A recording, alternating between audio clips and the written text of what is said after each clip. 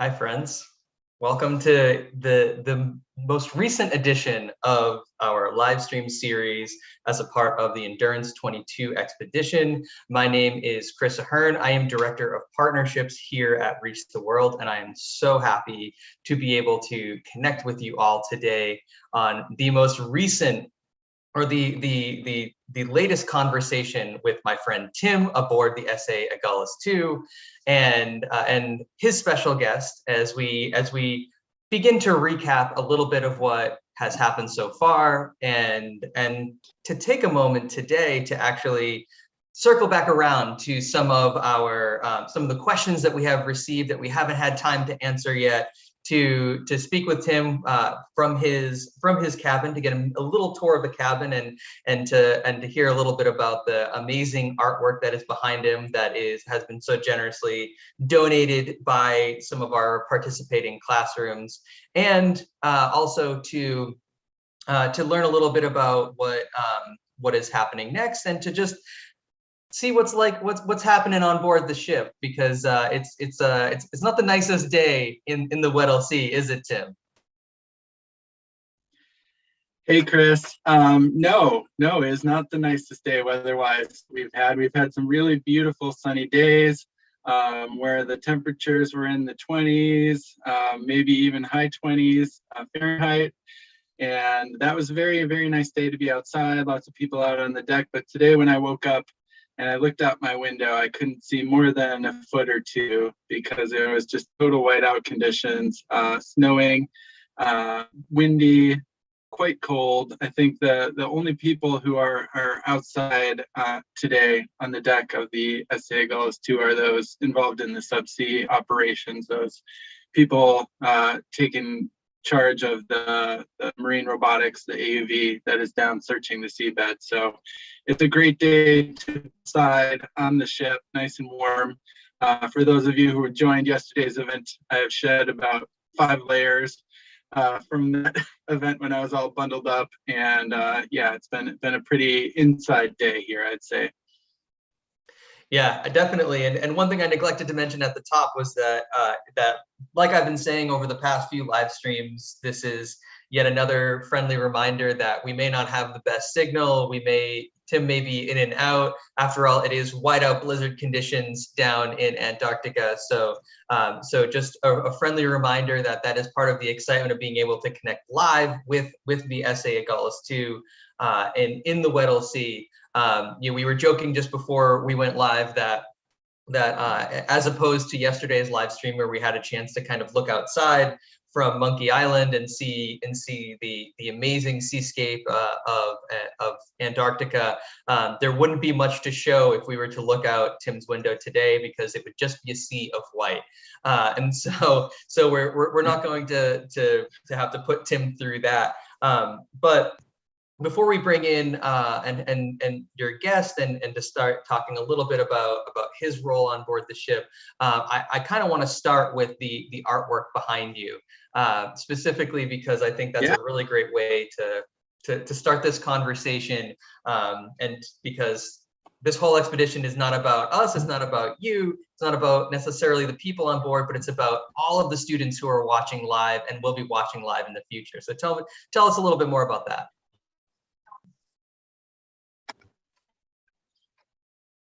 Yeah, I would love to. Maybe we froze. Can you hear me all right?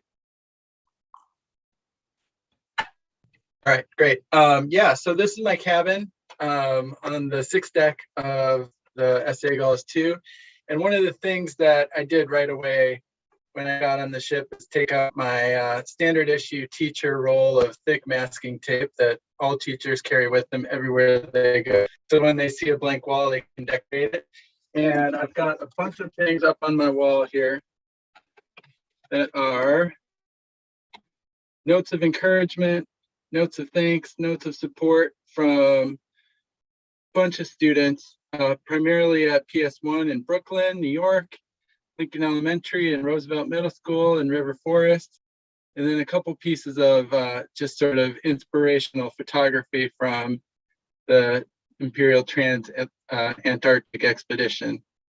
So any day when it's kind of cold and might be missing home or thinking about my family or something. Those things, when I wake up and see them on my wall, are a great source of inspiration for me. And I want all the students who have sent me those and put a lot of time and thought into them to really know that I appreciate them and I look at them every day. Yeah, and I think that's always important for everyone to know that this expedition is an amazing experience, and we at Reach the World are so happy and so honored that we're able to have Tim on board. And I know Tim has been really looking forward to this for a while, and it's so great to see him on board. But it's also difficult. Whenever we travel, there's always a challenge of getting homesick, and these are long and difficult, and there's a lot that Tim is doing behind the scenes that I think some of you know, but not all of you know. And so to be able to remain inspired by these students, by you all who are out there, is really what is driving this whole experience. And so I want to start before we bring in the guests. I just want to start with one of the questions, because it is relevant to a small element of our conversation today, which is, and this is from, let me see here, I just had it and I lost it. So this is from Anika, and she wanted to know, when, I love this optimism, when you find endurance, what will happen? What will you do? That is something we've all been giving a lot of thought to recently, because we've been searching and putting a lot of effort into finding the ship. And obviously everybody on board the ship really, really, really wants to find endurance. It's just tantalizing to be in the right area with all the right equipment, just waiting and waiting and waiting to hear the results of each dive. When we find the ship, it's going to be a source of great excitement aboard the Agulhas. I know that we are not allowed to or equipped to remove anything from the site. It's a historically protected site, the shipwreck is.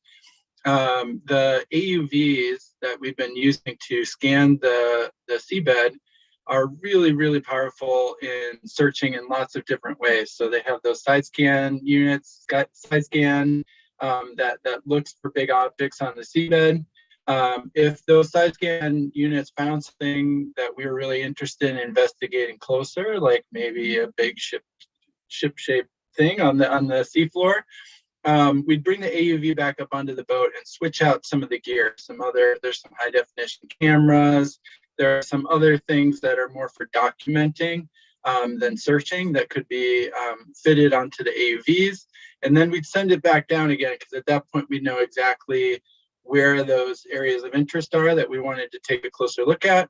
And they could take photographs, they could take, there are really bright lights. For any of you who are thinking, isn't it super dark at the bottom of 10,000 feet? Yes, it is.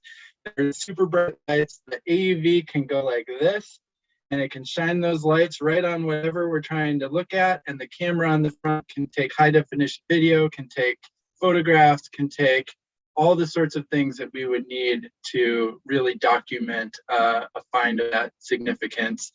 There's also a special unit on the bottom of the AUV that uses lasers to scan in very high definition any sort of thing that's sticking out from the bottom of the seabed, and that would create just a really amazing map of everything that was there. So there's a lot you can do once you find the wreck, and the important thing is that we've put a lot of time and effort into finding the wreck at that point.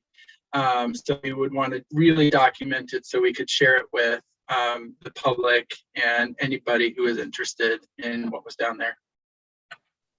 That's awesome. I love that question, and I do want to, since we're really trying to think about shout outs and all of the amazing students and teachers and everyone who are following. I'm seeing in the chat right now that obviously Miss Mesk is joining in from Brooklyn yet again. Her students' artwork is on the wall behind you, and but we I also see that we have someone, her name is Florence, and she says her husband's on board, part of the subsea team, and she's watching live from Guadeloupe in the Caribbean. We have Ms. Pauz's class from Hillsdale, New Jersey. We have Barb, who I believe is from Allen, Texas. So we have lots of really great teachers and voices who are following from all over. It's really great. I see a group that's from Brazil.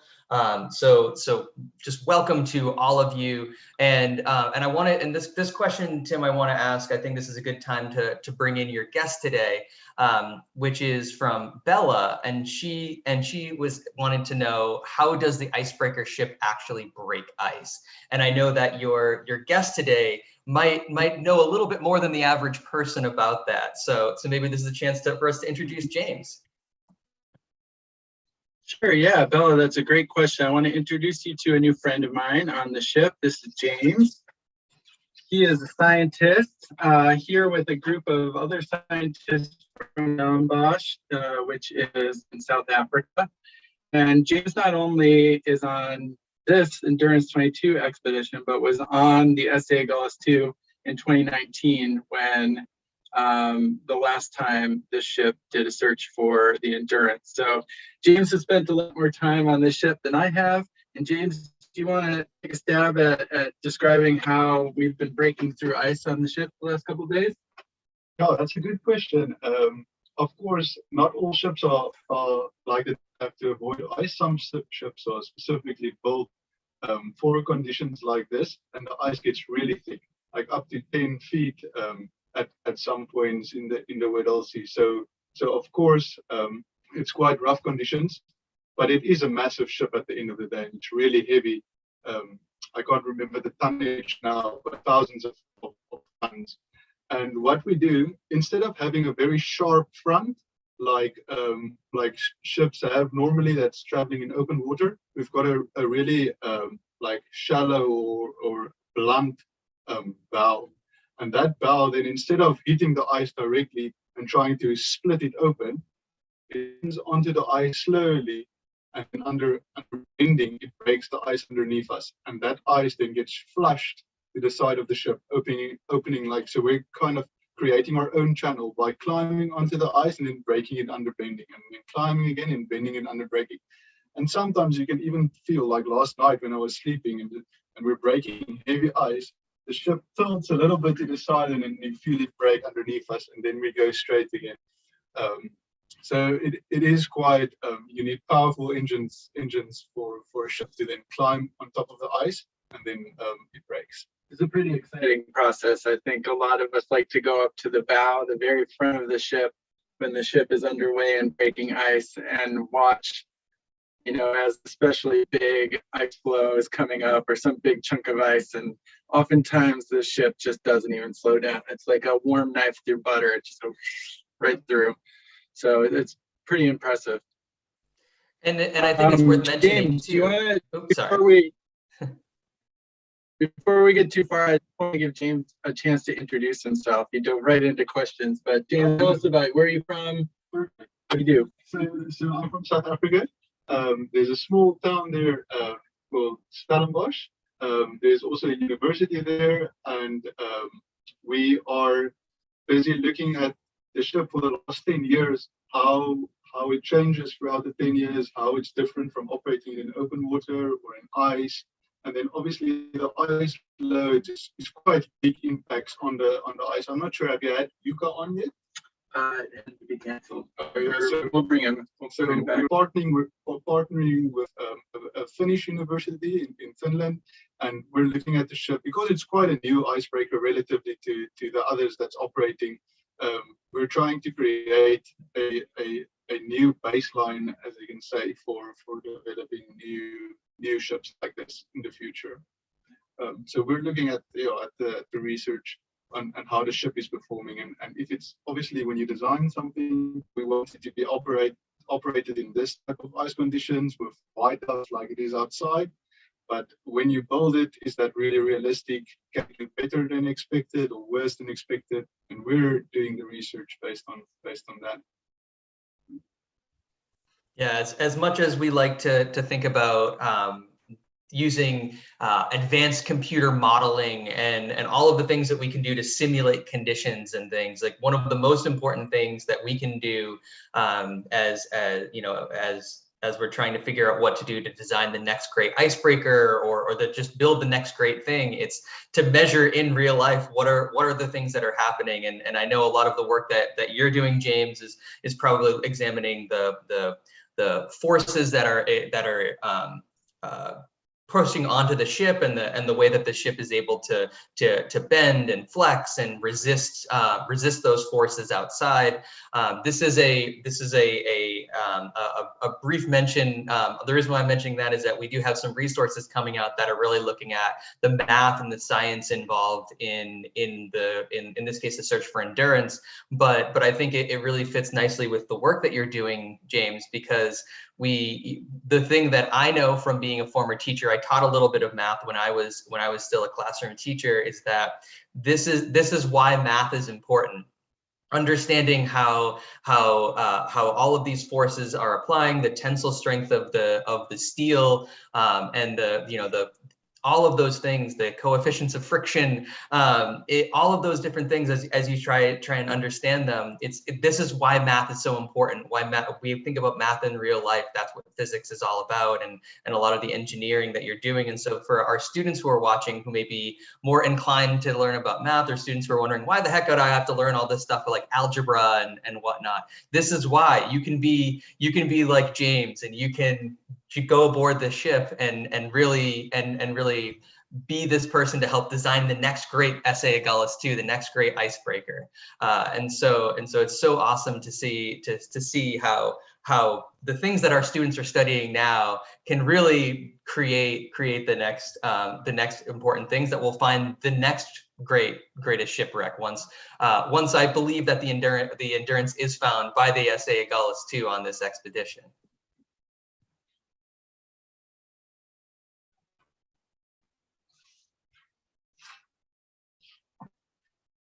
For sure, Chris. There's one other thing I wanted to show you, just because it's on my desk right here.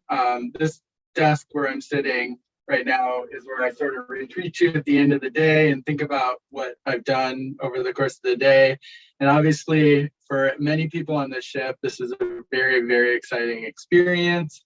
I dare say all of us find this very, very exciting. And I don't want to forget any of it. So I've been keeping a journal every day, and I've been writing down everything that happens to me. And I just realized that we're on day 20. Today is day 20, living on the ship. So one of the things that happens when you're living on a ship like this is that one day tends to sort of blend into the next. And if I hadn't written all this stuff down, as a good English major, I write it down so I remember it. I am now really, really happy that I have this record of some of the really amazing things that have happened over the last couple of weeks, because I couldn't tell you offhand like exactly what happened just a few days ago. There's always so much happening on this ship, and in combination with some of the great math and the great science that's happening, there's lots of reading and all of the subjects happening on this ship right now. I mean, if Shackleton and his men, like their diaries is actually the only thing that we can work off to find the location and to know the stories and to live ourselves into that story. Yeah. It wasn't for them, and this is also going to be remembered forever because of in a museum. I don't know what day of the week it is. It's Thursday. Like, it's easy to get lost. It is. It is. I know there are people on the ship who play music in their free time. There are people on the ship who do sketches in their free time. Everybody sort of uses their personal time differently, and processes these incredible experiences differently. Yeah, the importance of writing and the importance of being able to record that. And that's absolutely right, James, that if it wasn't for the amazing journals that Ernest Shackleton and Frank Hurley and a lot of the other members of the crew put together, we wouldn't have such amazing records of what happened, that we're able to not only locate the ship, but to understand what it is that they went through from from the moment that they left on board the Endurance in Britain, all the way to when they were found on South Georgia, and then later on Elephant Island. That all of that information is because of journaling. So yes, absolutely. So all the students out there, this is why it's important to practice your reading and your writing all of the time, so that way you can record these experiences. And that's something that we at Reach the World, that's a major part of what we do for all of the travelers who work with us, whether they're an undergraduate who's studying abroad, all the way to these expeditions, is that we want those firsthand accounts, because this is what makes it come to life, and allows us to live and breathe it long after those journeys have ended. Now, I wanted to ask another question. This is actually a question that's from the chat. And I'm not sure if either of you have the answer or both of you have the answer, but we have students in Allen, Texas wondering, while you're searching, what are you finding on the seabed? Are you finding animals? Are you finding, what is, and I know neither of you are part of the subsea team, so I'll take that with a grain of salt, but students are wondering, as these AUVs are looking down at that, what are they finding anything? Yeah, tell us a little more about that. It's a great question, because the bottom of the Weddell Sea is a little bit mysterious. We know how deep it is. There have been past surveys that have told us sort of the general shape, the depths. We know a little bit about the water. I know I can just see with my eyes that the water is very clear. As you watch the AUV going down, you can see that bright yellow AUV far below the surface as it's descending. So the environment is very pristine. We've seen whales, we've seen seals, we've seen penguins swimming in the water. But once you go below sort of what we can see, it's a very mysterious world. I am actually a little bit jealous of the AUV for getting to be down there, to being able to tolerate those harsh conditions, because it must be a really unique place. Right now, the AUV is using side scan sonar to map the seafloor, and the seafloor is very, very flat, and there's not a lot going on down there. It is very, very flat. I've been told there are some stones down there, that glaciers, when they get to the edge of the Antarctic continent, sort of have stones that they've dragged along with them, and those glaciers break off into icebergs, and those icebergs get sort of caught in the pack ice, and over the course of a period of time diminish in size to the point where these massive stones could and sink to the bottom of the Weddell Sea. But there's not a lot down there. When we find Endurance, it will stand out like a sore thumb, is my guess, because it's lots and lots and lots of emptiness in terms of topography, the shape of the land. It's a very flat plain with not a lot of stuff going on that's visible to sonar. But it is a sandy bottom, correct? It is I don't know exactly what the material is. It's not stone, it's not like gravel.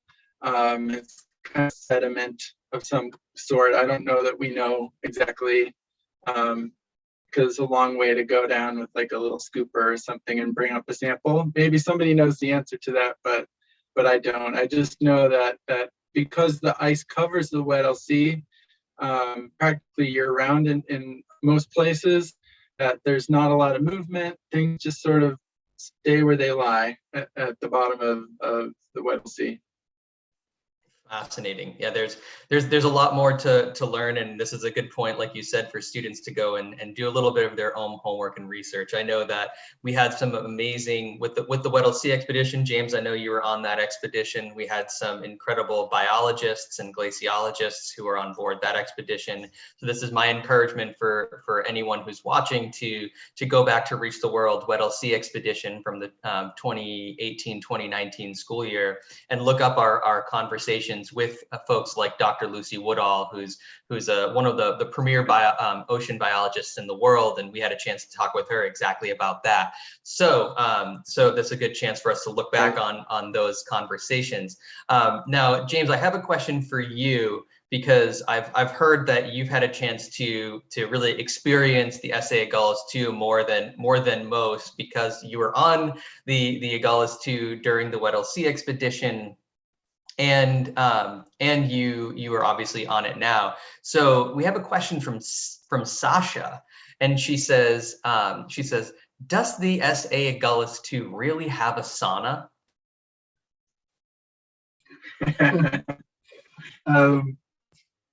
I've even heard it as 2 saunas, but I've definitely been in the one.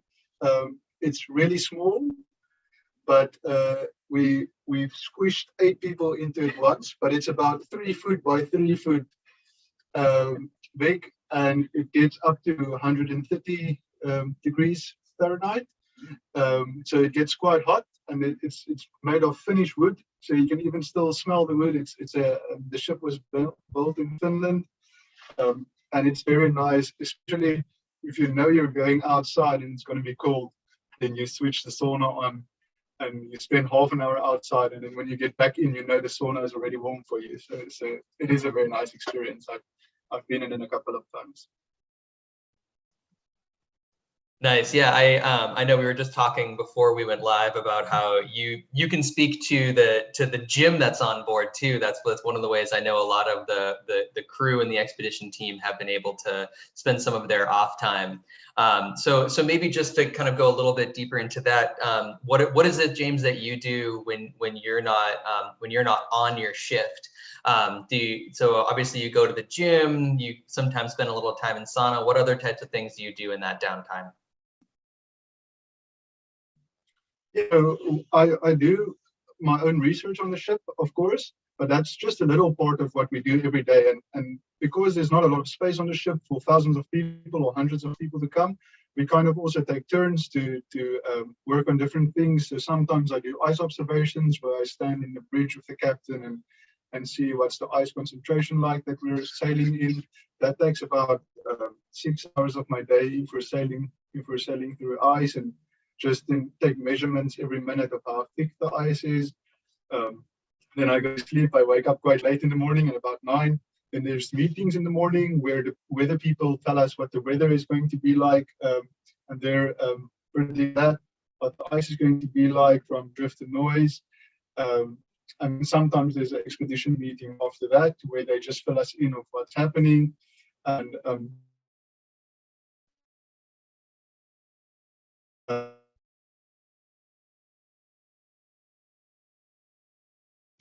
to watch a movie. So I put a movie on and then cycle a bit and do some weights, and then I go to the sauna. Then it's also nice. I try to go outside at least once every day, but being outside without proper clothing, I think 30 minutes is about as much as you can do. And then I've brought some coffee. I was still planning on inviting Tim afterwards. We're going to go paint with some coffee. So just then we sit on Monkey Island, where you've also been, and we can draw or write in our journals, or paint a little bit. There's people with instruments. I didn't bring anything this time. And then we also work on the ice, as I think you've also probably seen, where we do ice drilling for helping other people do taking cores. I'm reading a lot. I've got some songs that I've downloaded that I can listen to.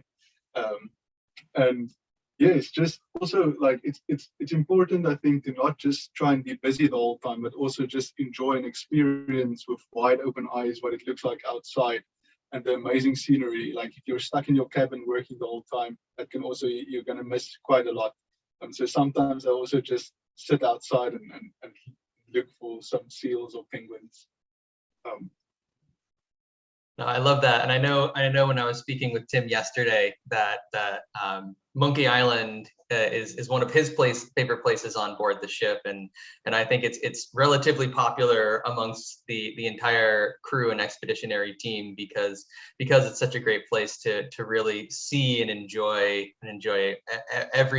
all of those things, like you said, to be able to slow down and really take in what it's like to be on such an incredible expedition. So one other question. Chris, yeah. Sorry, Chris. Just kind of interestingly, but my computer's shaking a little bit. The ship seems to be repositioning to our next spot right now, and you can, if maybe we'll hit something big, and you'll see my monitor jump a little bit. You can really feel the ship crunching through ice right now. Can you feel it, like in your chair? And that's about. So that's also another thing that we're measuring. About 16 foot long is the propellers, or 15 foot long, and that's acting as big kind of what's like a slug to make slush puppies. Like a blender. A blender. Yeah. Like there's two huge blenders at the bottom of the ocean carving up like ice as big as houses. And that impulse is something that we're measuring, and that's also like you can feel it throughout the ship. It's propagating like up to the sixth deck. You can feel there's ice hitting the propeller currently.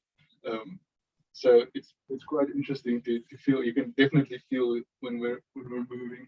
There's a whole group of ice scientists who just come alive as soon as the ship starts to move through the ice. When we're sitting still, there's no data coming in, but when we're crunching through the ice, they're waiting for those big bangs against the hull, and they're noting the time so they can go back and check the time that they heard the noise against the data coming in from their sensors. And that's all very good information to collect for what they're doing. I absolutely love that visual that you just gave us, James, of two massive blenders with blades that are 15 feet long, churning up the ice in the Antarctic water, and how that is not only exciting because it gives that tactile feeling that of you all on board being able to churn through the ice, but also to be able to just to be able to remember and to be able to take in again all that data, to learn more, and that everything is all about learning on board the ship, even though obviously the main focus is this hunt for endurance, that there are all these scientists who are just like, the more we can learn about all of these things, the more we can apply this to future all sorts of future things. So actually there's a question that just came in from chat from Ms. Paus's class in Hillsdale, New Jersey, which is how often does the ship tip from side to side? And I will frame this as as you're going within the ice, is the ship really moving laterally as much as it is necessarily when you're in open water? Yeah, can I actually have a video to show if I could. Would it be possible for me to screen share for a moment here and show you something? Let's see if I can do that. Okay, here it comes.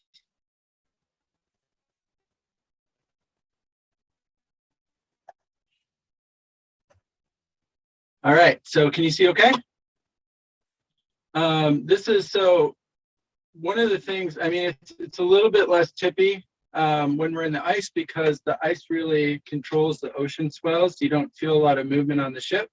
But one of the things that we have at our disposal, if we get just sort of temporarily wedged on the ice and the wave isn't quite enough to break through, is that the front crane of the ship can pick up one of these big fuel containers and swing it back and forth across the bow of the ship. And this is a time-lapse video, so it's going much faster than it actually does in real life. But the weight of that kind of helps that ship. In this case, that rocking is something we want, because the weight of that will sort of help relieve some of the pressure that's holding the ship where it is. I'll play that one more time, and allow us to get free and keep going. This is something that happens all the time. It's sort of a routine part of navigating through ice. But I think it's very cool that much weight, in combination with other things like the ballast water in the ship is pumped side to side to help sort of loosen up the ship Hey, Tim? from the icy hold. So. Yeah. Tim, unfortunately, we're not really getting much from the video screen share. We're just getting kind of like little frames here and there. So I think it just might be the signal. The signal might be just a little bit too weak right now as the ship is repositioning. But we'll make send sure it on the newsletter.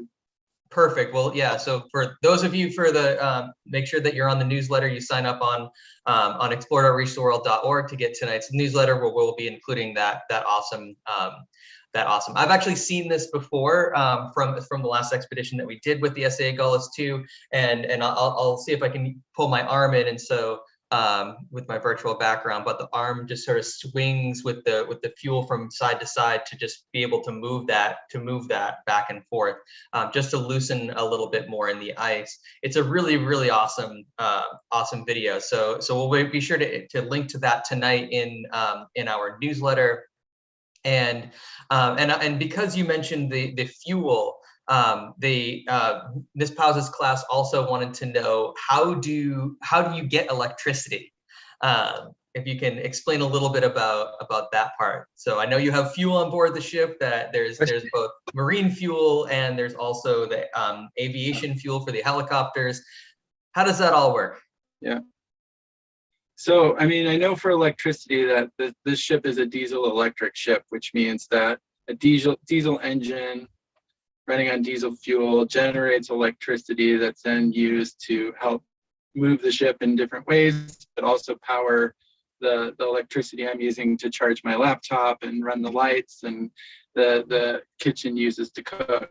So the ship definitely generates its own electricity in that way. I know that the ship holds a lot more fuel than it needs for this journey. It's kind of a safety thing to have plenty of fuel for anything that you would need. During my tour of the engine room, saw this beautiful display that shows, I think we had over 1 million liters of diesel fuel in the tank at the time, which is a huge amount of fuel, and it's plenty. I also, one of the steps, diesel fuel, the fuel you'd use to power the ship, power that engine, is different than the type of aviation fuel that you'd use to fly the helicopters.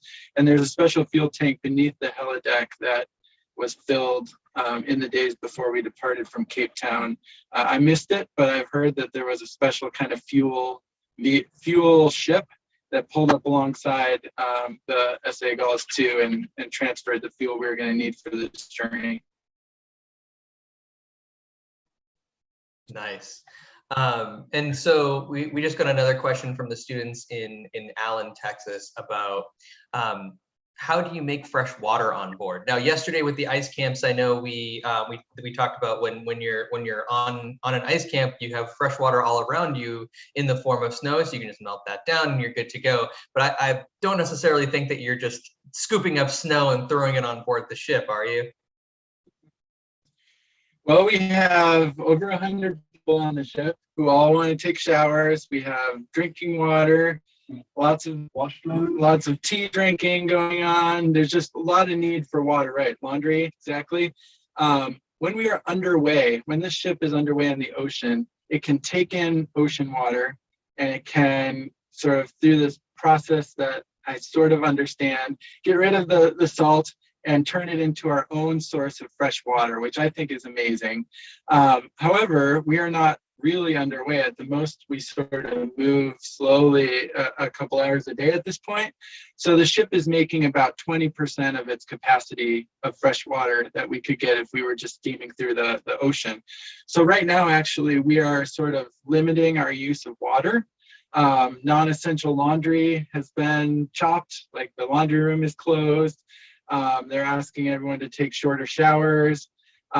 Just some sort of preliminary, like, rationing things for fresh water, knowing that we're going to be in the Weddell Sea for a couple more days, and water, of course, is essential. We have, like you said, Chris, plenty of fresh water around us in the form of snow, but the ship has amazing technology. We'll be perfectly fine for fresh water. We just need to sort of limit our consumption of it for the next few days.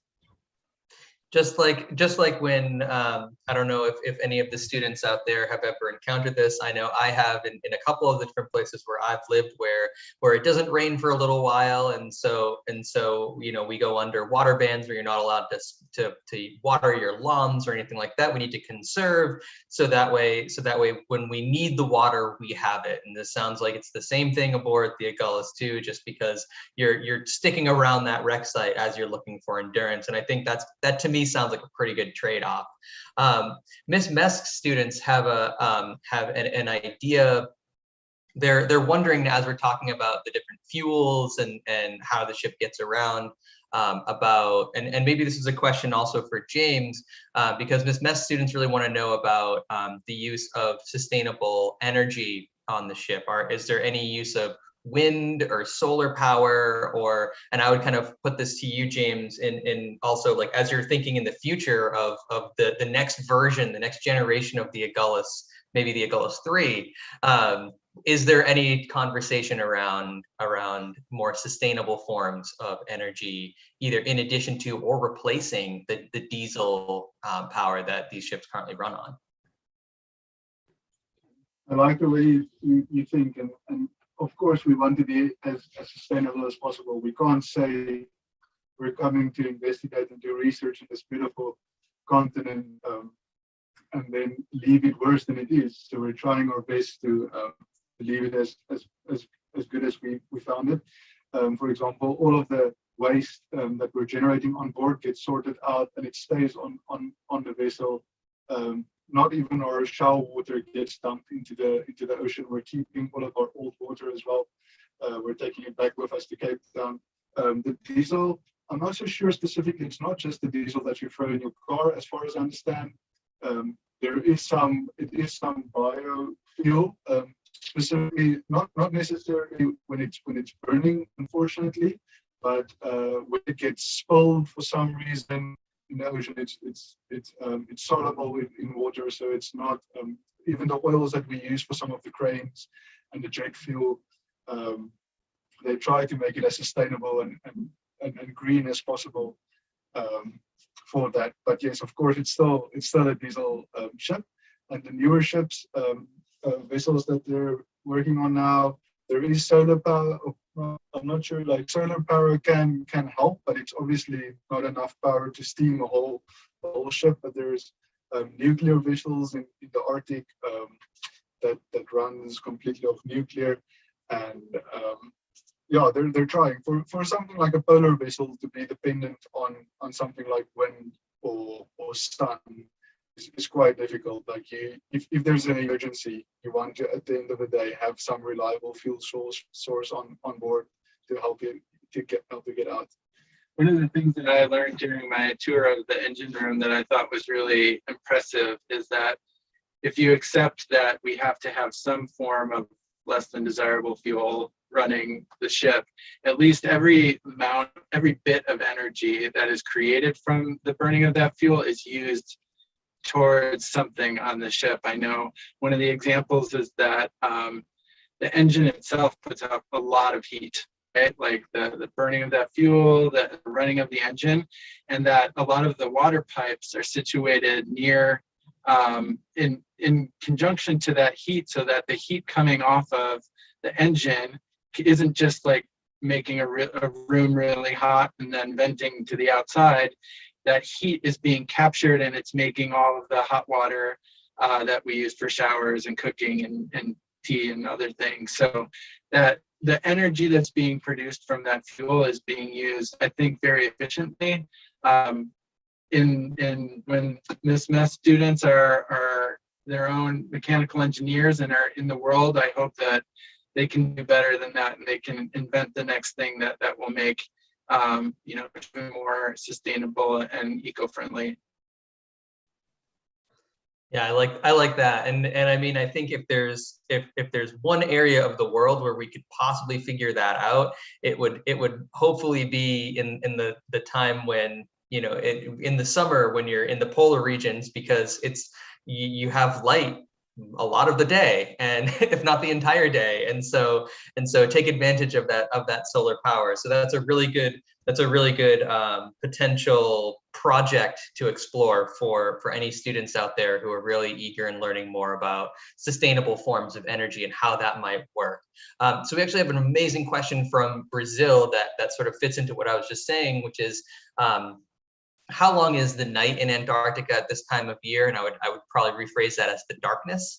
I know there's not much. And then similarly, how are you sleeping, both in terms of the most of it, the time being light, and then also with the movement of the Agulhas, whether it is that rocking back and forth or the sort of bumping and grinding that exists as you're moving through the ice. I'm gonna take that one. Yeah. So I saw the most beautiful sunset. It was 2 nights ago, at about 12:30. I think these days it sets in the evening or the early morning hours. And then I have to be honest, I haven't been awake yet when it rises, but I think it rises pretty early, between 5 and 6, if I'm not mistaken. We've got about 3 or 4 hours of darkness. But also, when I say darkness, it's not pitch black. You can still see a little bit outside, and to sleep in the light is difficult. We've got quite good like blocking shades. Yeah, blocking shades and blinds that we can close, and that darks out the room quite nice. With the rolling and the vibrating of the ship, some people say they sleep like babies. Because it goes like sometimes in open water constantly. So some people say they sleep very nice. Other people say like it wakes them up quite a lot. I tend to sleep very light on the ship actually. So any little movement wakes me up. But that's also okay. I think we've got more to sleep at home. Yeah, that's a very common sentiment that, you know, I see people who are working all day on the back deck or an active project like subsea. And then, you know, I see them on the deck photographing minke whales or, you know, like out on the ice or all over the place. And I sort of calculate in my head, like, wait a second, at what point did this person sleep today? And I asked them, like, did you sleep today? Or I see you everywhere. And they say, you know, this is a once in a lifetime opportunity. This is a once in a lifetime special place. I will sleep when I get home. I just don't want a single moment of this. For me personally, the vibrating of the ship is pretty calming. I did okay sleeping in the rolling when we were going through some big swells on the ship. I think that credit probably goes to the captain and the crew of the Agulhas had sort of altered our course so that the swells were hitting the right side of the ship to sort of minimize the impact. They know their ship very, very well, and did everything they could to make the journey and the conditions as good as possible.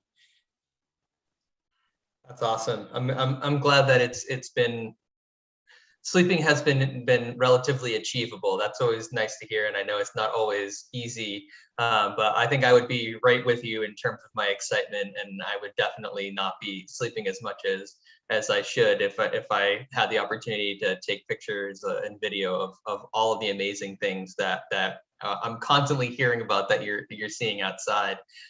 So we're running low on time. I had one more question that this is from Weston.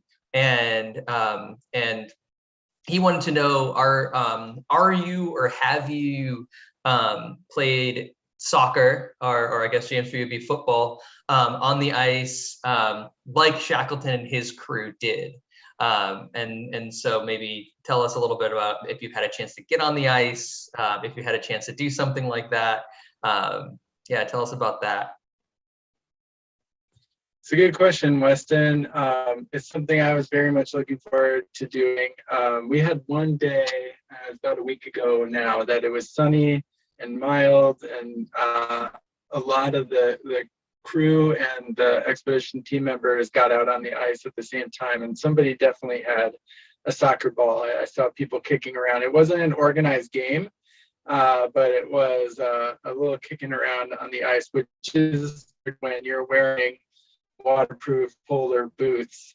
You're not as nimble as if you were wearing cleats on the ice, and it's not as flat as a soccer field as you might expect it, but pretty cool to be able to do that. Were you around as I said that? Yeah. So sometimes we try to currently we're on a tight schedule. Obviously, we want to find a wreck, but hopefully when we find it, they'll give us a day on the ice where we can just play soccer. But there has definitely been a soccer ball on the ice already this trip. I know the last time we played soccer, like it was a proper match, the crew against some of the passengers, and that was also a lot of fun. But yes, with the snow, and somebody had to actually keep the penguins away because they just wanted to join. They were so inquisitive of what we were doing, like these penguins running around. So there's a nice picture of penguins standing on the sideline watching us play soccer there with the ship in the background. We'll make sure to reshare. I'm sorry. No, it's fine. I know we're running short on time. I had a couple schools that I wanted to make sure to give a special hello to. Just a short list here. We've got Loxley Elementary in Alabama. Great to have you guys joining us. We have the Academy for Learning in Cape Town, South Africa. A special hi to Ruby. We have Great Falls Elementary in Virginia. We have Roosevelt Middle School and Lincoln Elementary in Illinois. Hello, everyone. PS1 Brooklyn, always wonderful to have you here with us. We have Oak Bay Elementary in Juneau, Alaska, and Margaret McKinney Elementary in Olympia, Washington. Just some of the amazing schools that are joining us today. And a special hello from your friends and family and loved ones aboard the ship. And thank you and welcome to all of those classrooms who will be watching this or who are currently watching this, and to the rest of you who we didn't have a chance to mention. We really appreciate your participation in this. Tim, the only thing that I was going to mention was that I'll make sure to let our team know after this call because I remember we did have a couple really great photos of that soccer game that James mentioned from the Weddell Sea Expedition back in 2019, and so we'll make sure to include that in the Thursday night email that's going to go out tonight, because every match needs spectators, and it's even more impressed that the Penguins came dressed with their proper their proper tuxedos for such an important game. So we'll make sure to include that and hopefully you all before the Agulhas leaves the rec site that you'll be able to do another proper game. It's only fitting, as far as I'm concerned, as someone who's grown up playing and watching the game for most of his life. But James, Tim, thank you so much for your time and for sharing with us today. It's been such a great conversation. Tomorrow we have another video call. This one is going to be with our friends Exploring by the Seat of Your Pants. Sealy, great to see you as well. And we're we're so glad to have you all and to keep learning more about all of the different aspects of what life is like on board such an important expedition. And for those of you out there, please keep an eye on explore.reachtheworld.org for all the latest resources, to sign up if you haven't signed up yet, to keep an eye on our social media, that is at Reach the World Co, at Reach the World CO, across all the standard social media channels, and then also www.reachtheworld.org for the latest updates from Tim aboard the SA Agulhas 2. And so with that, we will end today's session. But thank you again, James. Thank you again, Tim. Any final words before we close out? No, thank you guys. Like it's amazing. It's always so special to be able to welcome so many students aboard the SA Agulhas 2 in such a remote area. We don't take that for granted, and we're so grateful for all of your interest and enthusiasm. And we'll see you at the next event. The questions you asked, unbelievable. Thank you.